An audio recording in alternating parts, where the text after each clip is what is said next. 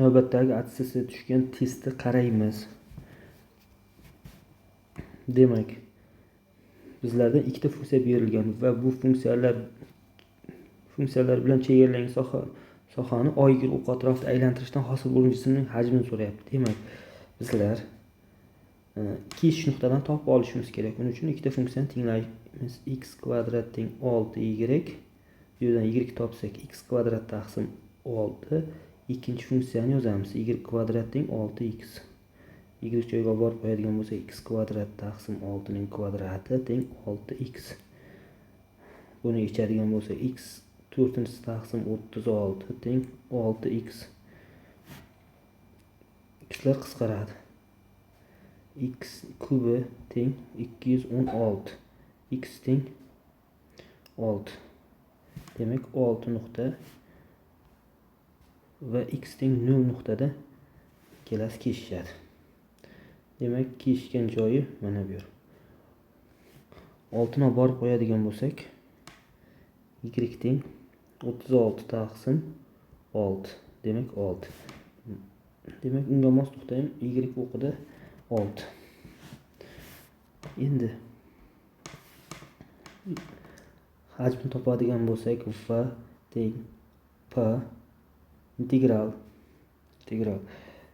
Birinchi o'rinda ikkita funksiyani y orqali tasvirlab olishimiz kerak. Demak, birinchi funksiyani yozadigan bo'lsak, x kvadrat teng 6y, x teng ilzosida 6y, x1. Ikkinchi funksiyani yozadigan bo'lsak, y kvadrat teng 6x, y orqali tasvirlasa y kvadrat taqsim 6. Demak, ilzosida 6 y ning kvadrati ayrilgan y kvadrat taqsim 6 ning kvadrati. Endi shundan boshlang'ich olamiz. Chegara 0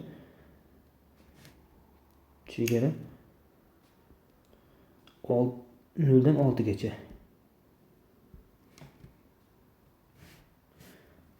Hisoblaydigan bo'lsak, p 6y minus y kvadrat y 4 taqsim 36 dy.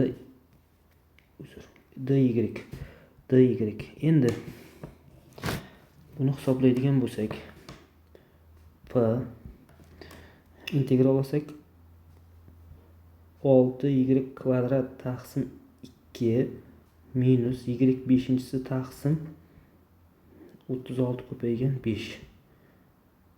Chegara 6 yu 0. 6 yu 0. Hisoblaydigan bo'lsak, p 6 ni hisob qo'ysak 6 ning kvadrati taqsim 2, 6 ning 5 taqsim 36 ko'paygan 5. Hisob kitob qilamiz. Qisqarsa 3 qoladi. P 108 bo'ladi. Bu ikkalasi qisqarsa 6 ning kubi taqsim 5 qoladi. Endi hisob kitob qilamiz. 108 ayrilgan 6 ning kubi 216 taqsim 5. Taqsim 1 desak 5 tadan beramiz. P 540 ayrilgan 216 taqsim 5. Buni hisoblasak, p 324 taqsim 5. Javobimiz C javob. 12-misolda differensialga oid misolga qaraymiz. Bizga ma'lum y ning hosilasi dy taqsim dx ga teng. Demak, x plus 1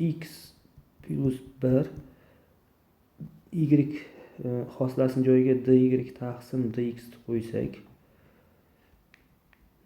qo'ysak teng. Endi x plus 1 dy taqsim dx turadi.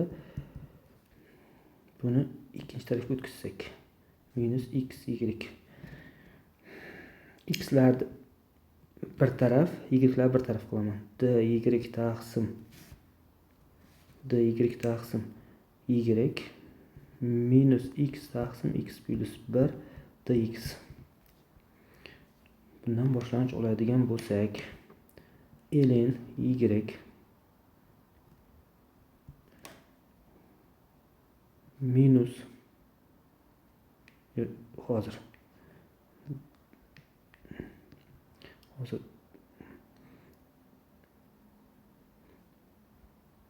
dy taqsim y minus buni yozadigan bo'lsak x plus 1 taqsim x plus 1 minus 1 taqsim x plus 1 deb o'zgartirsak, endi qisqarsa bundan boshlang'ich ln y minus qisqarib ketsa 1, demak 1 dan boshlanish x ln x plus 1 plus ln s1 s1. Endi hisob-kitob qilamiz. ln y minus buni yozadigan bo'lsak, ln ning darajasi x deb yoza olamiz. Minus ln x plus 1 ln ning s1 darajasi plus xo'sh, buni yozsak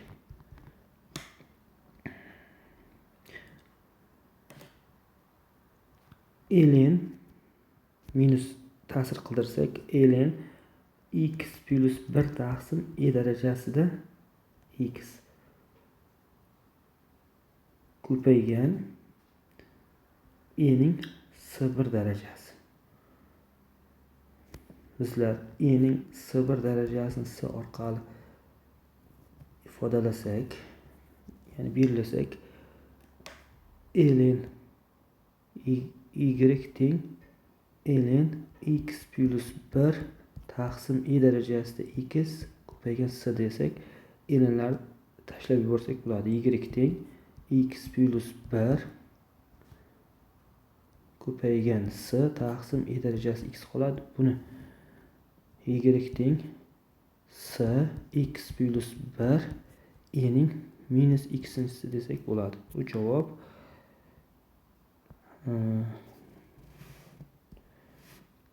javobda bor.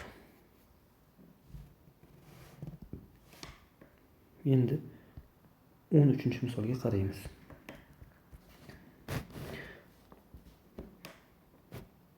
Bizga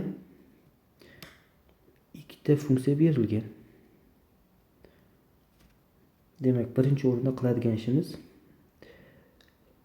j funksiyaning argumentiga fx qo'yamiz. Fx 3 ko'paygan fx plus 5. Endi birinchi ifodaga j fx ning joyiga olib qo'ysak, x plus 3 fx plus 5 taqsim 2 3 x plus 5. 2 ga ko'paytirsak x plus 3 fx plus 5 6x plus 10.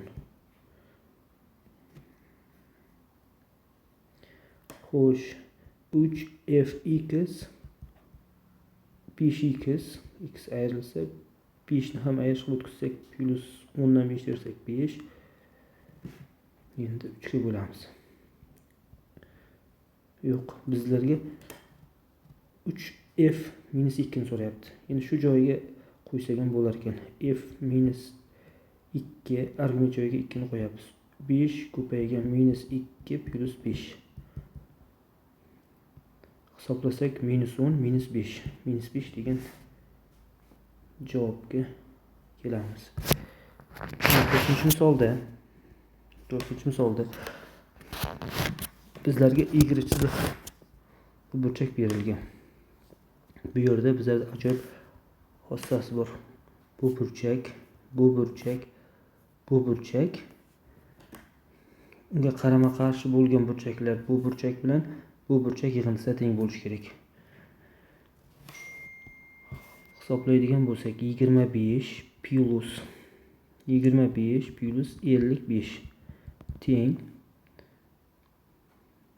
25 55 80 x plus x hisoblasak 1/5 teng 80 plus x 1/5 ayrilgan 80 teng x x teng 25. Javob. Keyingi misol 15-misolda 15-misolda DE berilgan ekan, ilzosida 117. EF berilgan 9. Demak, bu tomoni ham perpendikulyar. Bu yerda topa olamiz. Bu yerda x desak, x ning kvadrati teng ilzosida 117 ning kvadratidan 9 ning kvadratini ayirishimiz kerak. X kvadrat teng 36, x teng 6 ligini ma'lum bizlarga. Demak 6 ekan. Bu tomonni y bo'lsa, bu tomon ham y bo'ladi. Endi to'g'ri burchakli uchburchakning gipotenuzasiga tushgan balandlik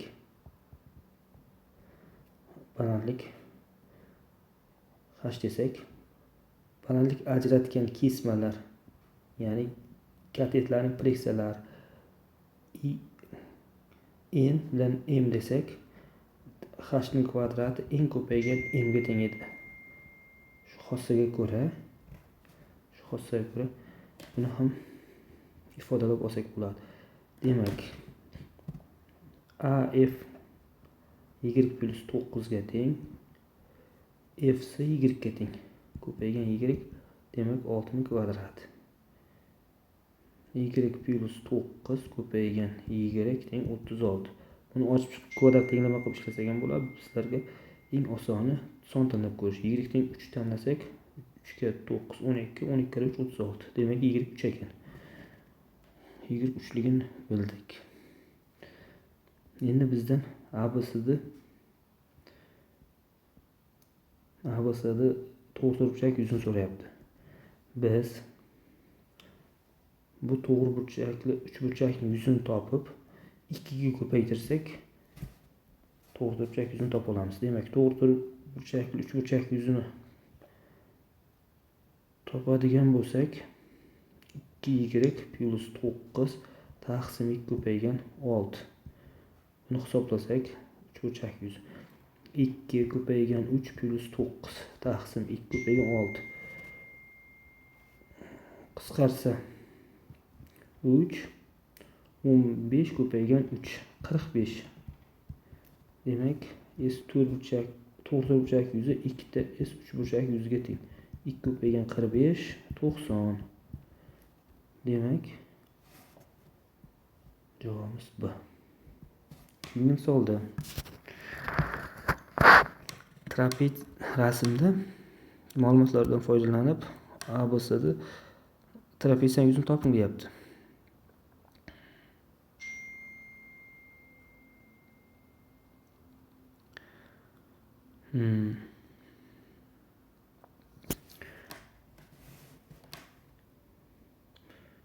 Bizlar oson yo'ldan ketamiz. S kesmani tutashtiramiz. E'tibor bersak, bu uchburchakning yuzini bizlar topa olamiz. Bu uchburchakning yuzi trapeziyaning yuzidan 2 marta kichik. Ya'ni bu uchburchak yuzini topib, trapez 2 ga ko'paytirib, trapeziyaning yuzi kelib chiqadi. Demak, S uchburchakning yuzi S B uchburchakning yuzi asosi 10 ko'paygan 8 taqsim 2 hisoblasak 40. Demak, A, B, C, D trapetsiyasining yuzi 2 ta S, B uchburchak yuziga teng. 2 ko'paygan 40 80. Demak, javobimiz A javob. 17-misolda 17-misolda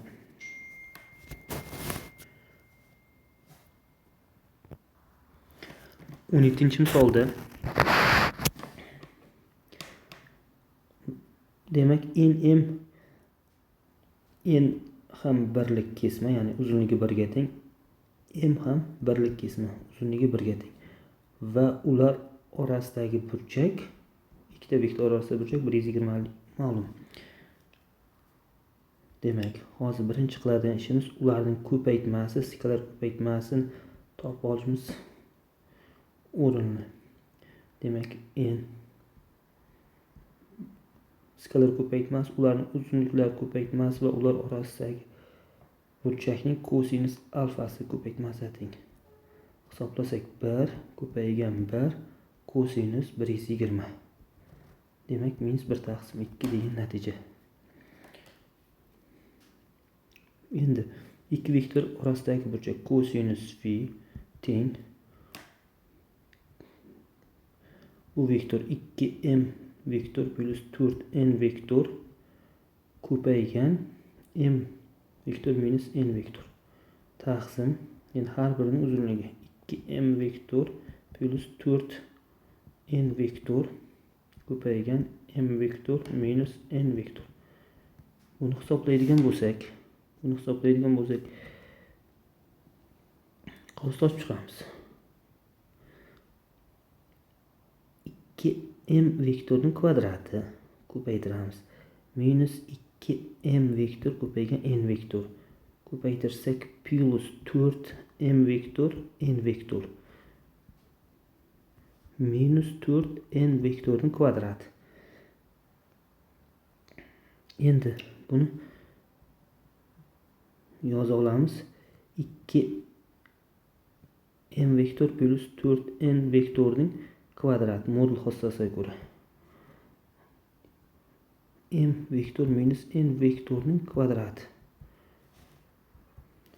Xo'sh, endi 2m vektor kvadrati bu ikkalasini yozsak plus 4 tadan 2 tani ayirsak 2 ta m n plus minus 4 ta n kvadrati taqsim, buni ochadigan bo'lsak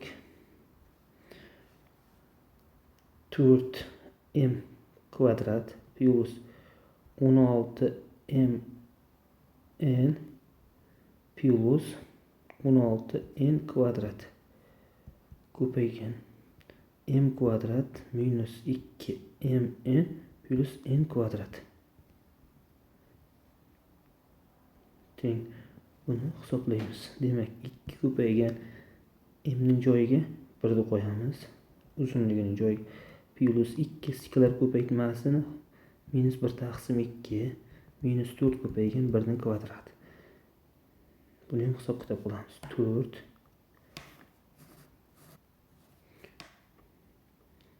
4 ko'paygan 1 plus 16 ko'paygan minus 1 taqsim 2 plus 16 ko'paygan 1 ning kvadrati. 1 ning kvadrati minus 2 ko'paygan minus 1 taqsim 2 plus 1 ning kvadrati. Endi hisob kitob qilamiz. Hisob kitob qilsak 2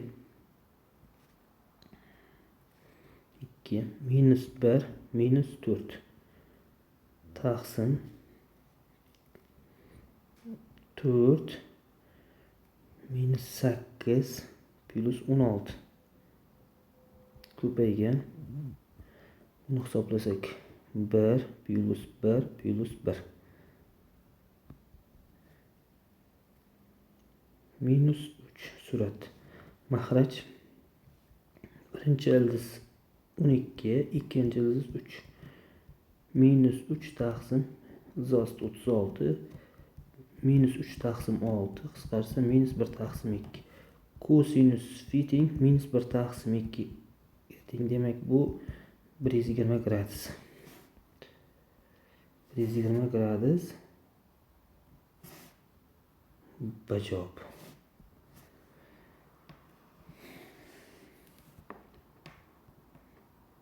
18-misolda rasmdagi shaklda tomonlar 4, x 6, 45 berilgan. Bu tomon burchak 135. Demak,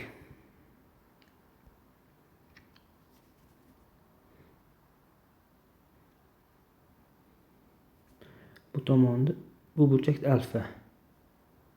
Bu burchakni bitta desak, alfa bilan bitta yig'indisi 135. Bu burchak ham bitta, bu burchak alfali kelib chiqadi.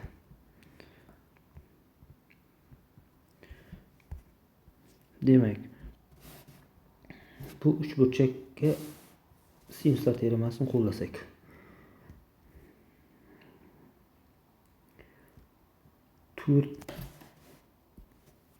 to'rtning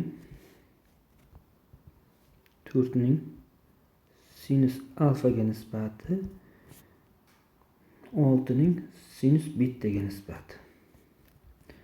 Bettani topadigan bo'lsak 135 minus alfa. 4 taqsim sinus alfa teng 6 taqsim sinus 135 minus alfa. Endi bu uch burchakka sinuslar teoremasini qo'llaymiz.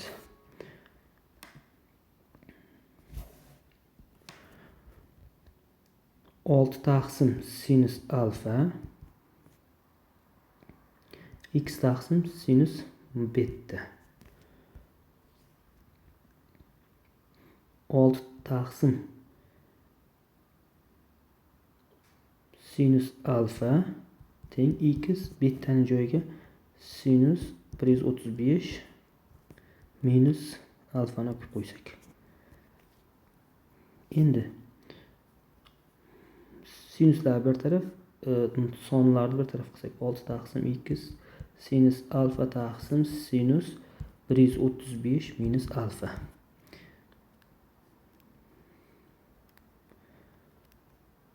Bu birinchi sinuslar teoremasini xuddi shu holatga keltirsak,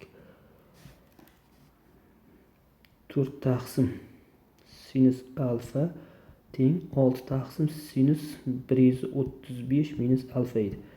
Demak, 4 taqsim 6 sinus alfa taqsim sinus 135 minus alfa bo'ladi. Demak, ikkala tarafda sinuslar bilan ifodalangan qiymat teng. Demak, chap taraflarni tenglashtira olamiz. 4 taqsim 6 ni tenglaymiz 6 taqsim x ga. 4x 36, x teng 9.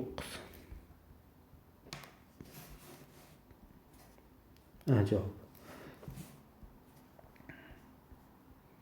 19-misol. Uchburchakli og'ma prizma yonqiradi. Endi og'ma prizmani rasm chizishga harakat qilamiz.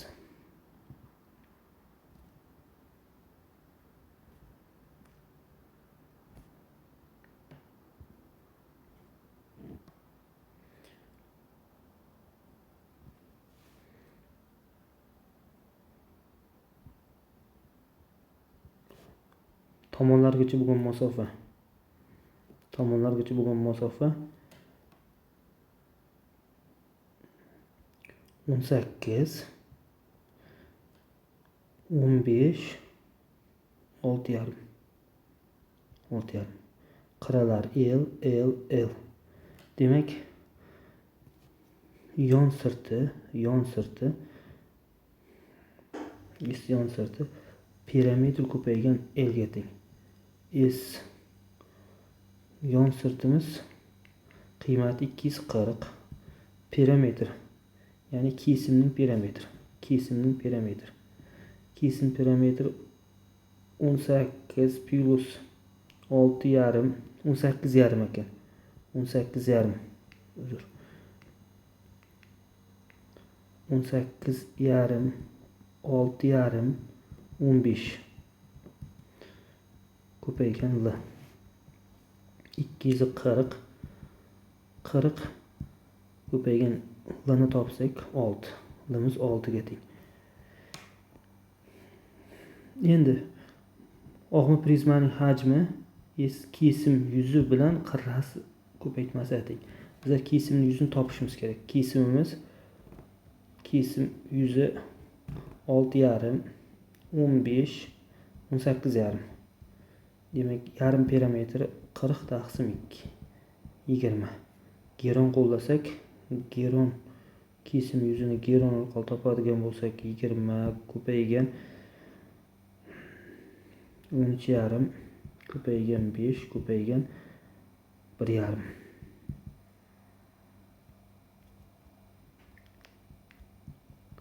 Hisoblasak, bu ikkalasi 100 buni 1,5 ko'paygan 9 desak, ko'paygan 1,5. 100 dan 10 chiqadi, 1,5 dan 1,5 chiqadi, 9 dan 3 chiqadi. 45. Endi 45 ko'paygan 6. 45 ko'paygan 6 270. 270. Ajoyib. 20-misolda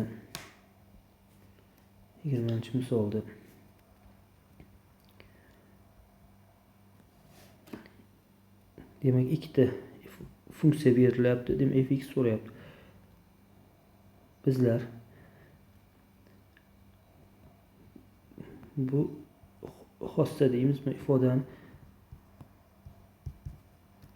x ga tengligini bilishimiz kerak. Demak, birinchi ifodani j minus 1 f minus teskari funksiyasi x teng 2x plus 3. Demak, ikkala tarafini ham j ga ko'paytiraman. Endi j bilan uning teskari funksiyasi yeyishib ketadi. F minus 1 x j 2x plus 3.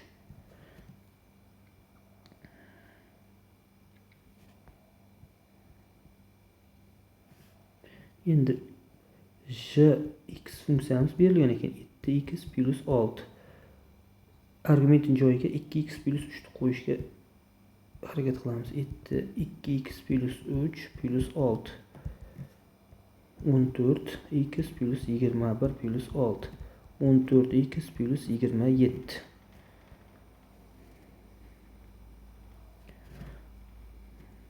Demak, f funksiyaning teskarisi teng jx joyiga 14x plus 27 ni olib qo'ysak. Endi ikkala tarafini ham f funksiya orqali ifodalasak, ikkalasi qisqaradi. X teng f 14x plus 27. Shu tenglik kelamiz. 14x plus 27 ni t deb birlashtirsak, 14x t minus 27 x teng t minus 27 taqsim 14. Olib qo'ysak, t minus 27 taqsim 14 teng f t. F x'imiz teng ekan x minus 27 taqsim 14. Demak, bu javob ajoyib.